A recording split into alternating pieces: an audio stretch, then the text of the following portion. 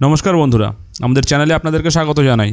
যারা চ্যানেলটিকে প্রথমবার দেখছেন অবশ্যই সাবস্ক্রাইব করে নেবেন এবং বেল আইকনটি দাবিয়ে দেবেন যাতে চ্যানেলে দেওয়া সকল ভিডিওর প্রথম নোটিফিকেশান আপনাদের কাছে পৌঁছে যায়।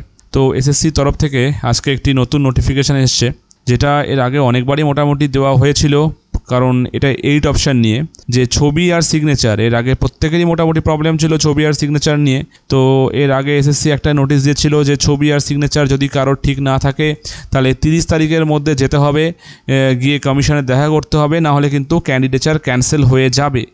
তো এটা নিয়েই আজকে আরও একটা নোটিশ দিয়েছে যে it has come to our notice that still a large number of candidates have not properly uploaded their photo and signature in spite of being provided multiple options of correcting by editing the same.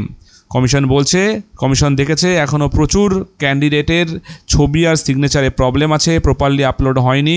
তাই বলছে এরকম যারা আছে অনেকবার time দেওয়া হয়েছে তা সত্ত্বেও তারা ঠিক করেনি। তা এরকম যদি কোনো ক্যান্ডিডেট এখনও থেকে থাকে বা এরা আছে বলছে, যেহেতু তো বলেছে 10টার মধ্যে কালকে যেতে হবে লাস্ট টাইম, গিয়ে অরিজিনাল ভোটার কার্ড এবং আধার কার্ড নিয়ে যেতে হবে, সেলফ অ্যাটেস্টেড কপি অবশ্যই সব ডকুমেন্টসের। আর ডকুমেন্টসগুলো কী কী জানতে হলে অ্যাডমিট কার্ডের মধ্যে যে সমস্ত ডকুমেন্টস লেখা আছে ওই ডকুমেন্টসগুলো নিয়ে যেতে বলেছে according to admit card.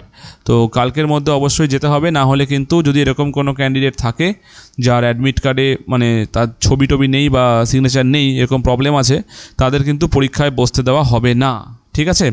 So এটা নিয়ে একটু সবাই সচেতন থাকবেন। আজকের খবরটি এই পর্যন্তই। ধন্যবাদ।